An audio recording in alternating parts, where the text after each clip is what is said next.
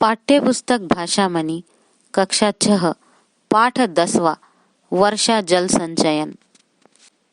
विश्व के सामने जल संकट एक विकट समस्या बनता जा रहा है। गत कुछ वर्षों में एकत्र किए गए आंकड़ों के अनुसार पूरे विश्व में 100 करोड़ से भी ज्यादा लोगों को पीने का स्वच्छ पानी उपलब्ध नहीं है।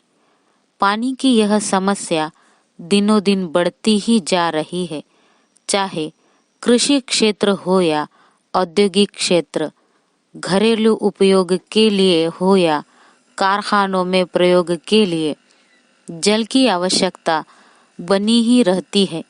संसार की जनसंख्या बढ़ने के साथ ही जल की खपत भी बढ़ रही है। प्राकृतिक संसाधनों पर शोध करने वाली अमेरिकी संस्था वर्ल्ड रिसोर्स इंस्टीट्यूट के नवीनतम आंकड़ों के अनुसार विश्व के 37 देश पानी की भारी कमी से जूझ रहे हैं। जल का एक चक्र है, वर्षा के रूप में बरसना, भाप बनकर उड़ना, बादल बनना और फिर बरस पड़ना। यही जल चक्र जीवन की सभी क्रियाओं का आधार है। जल के बिना जीवन संभव नहीं है। सभी प्राणियों और सारे वनस्पति जगत के लिए जल आवश्यक है। इसीलिए कहा गया है, जल ही जीवन है। सुख और खेद का विषय है कि सदियों से मनुष्य की प्यास बुझाने वाले तालाब और कुएं आज या तो सूख रहे हैं या उनमें पानी बहुत नीचे चला गया है। अनेक कारणों से नदियों का पानी भी प्रदूषित हो गया है। वर्षा के रूप में मिलने वाला जल भी नियमित और निश्चित मात्रा में उपलब्ध नहीं होता। भूमिगत जल निकालने के लिए अधिक मात्रा में नलकूप लगाने से पृथ्वी का जल स्तर नीचे चला जाता है। पृथ्वी के गर्भ से अधिक जल निकालने का परिणाम यह हुआ कि महाराष्ट्र के तालगांव तालुके के लगभग 2000 कुएं सूख गए। इससे 23,000 गांव के लिए पीने का पानी दुर्लभ हो गया। विशेषज्ञों का मानना है कि यदि समय रहते पानी की बर्बादी को न रोका गया तो सारे देश में जल संकट दिखाई देने लगेगा। मौसम के मनमौजी होने और वर्षा के अनियमित होने का प्रभाव कृषि पर ही नहीं, ऊर्जा संसाधनों और पेयजल योजनाओं पर भी पड़ता है। सारे देश में प्रति वर्ष एक जैसी वर्षा नहीं होती। राजस्थान में 100 मिलीमीटर औसत वर्षा होती है तो मेघालय के चेरापूंजी में 1100 मिलीमीटर वर्षा होती है। विश्व का सर्वाधिक वर्षा का रिकॉर्ड मेघालय के मौसिनराम में है, जहां इससे भी अधिक वर्षा होती है। यद्यपि हमारे देश में पर्याप्त वर्षा होती है, परंतु वर्षा का अधिकांश जल नदी नालों में बह जाता है।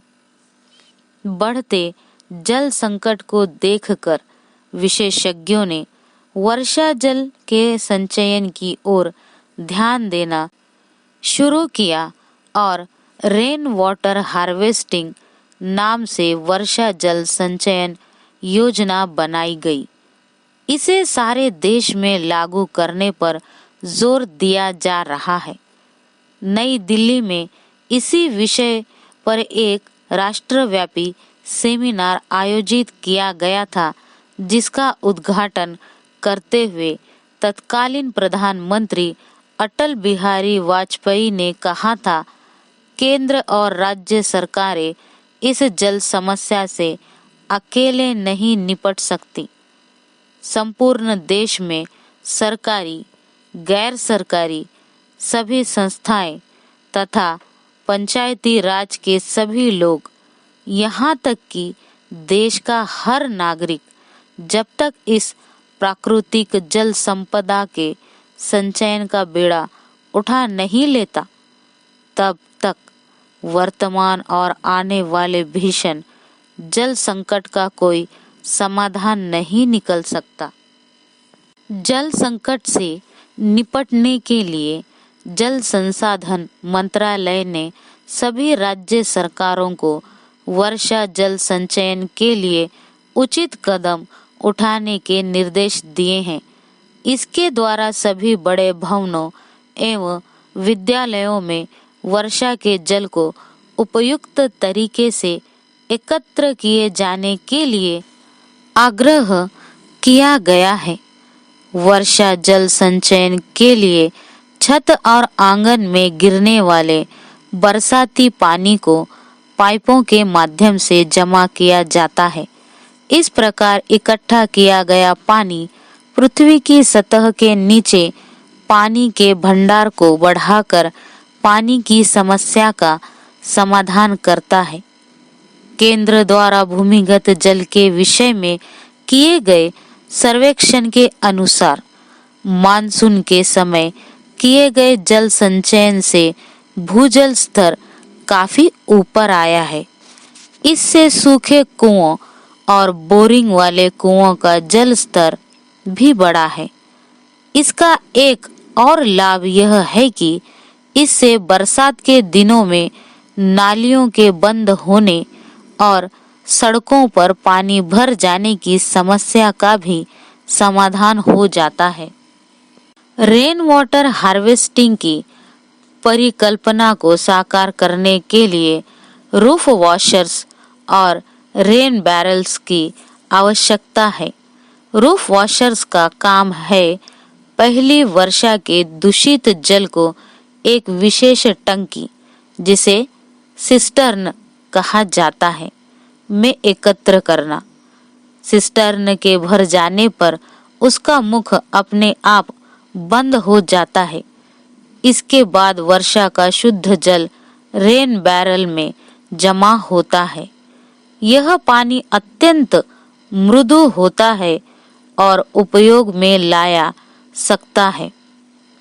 कर्नाटक और केरल में यद्यपि वर्षा पर्याप्त मात्रा में होती है, पर फिर भी पीने के पानी की कमी बनी रहती है।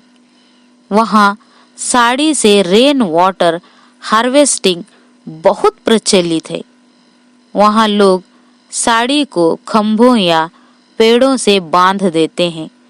इसके नीचे बाल्टी रखकर वे पानी एकत्र करते हैं और उस पानी को उबालकर प्रयोग में लाते हैं।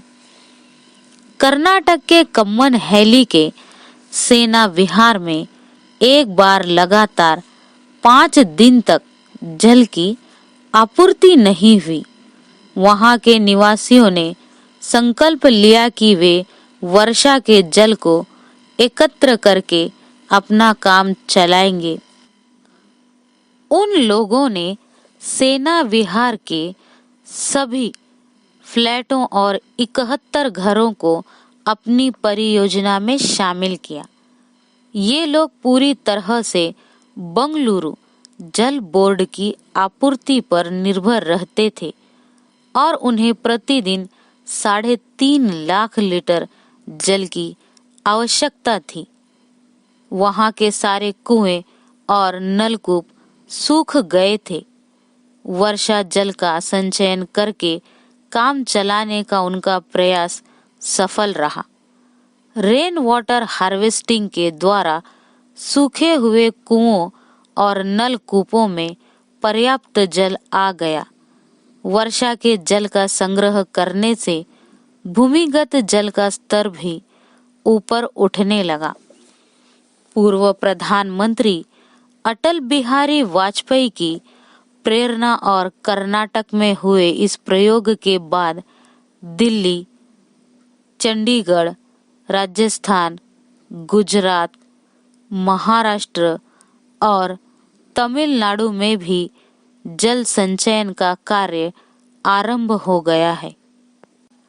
दिल्ली सरकार के पर्यावरण विभाग ने राजधानी के सभी फार्म हाउसों कोऑपरेटिव ग्रुप, हाउसिंग सोसाइटियों, होटलों, रेस्टोरेंटों और अस्पतालों को नोटिस भेजकर रेन वाटर हार्वेस्टिंग सिस्टम और सीवेज ट्रीटमेंट प्लांट (STP) लगाने के लिए कहा है।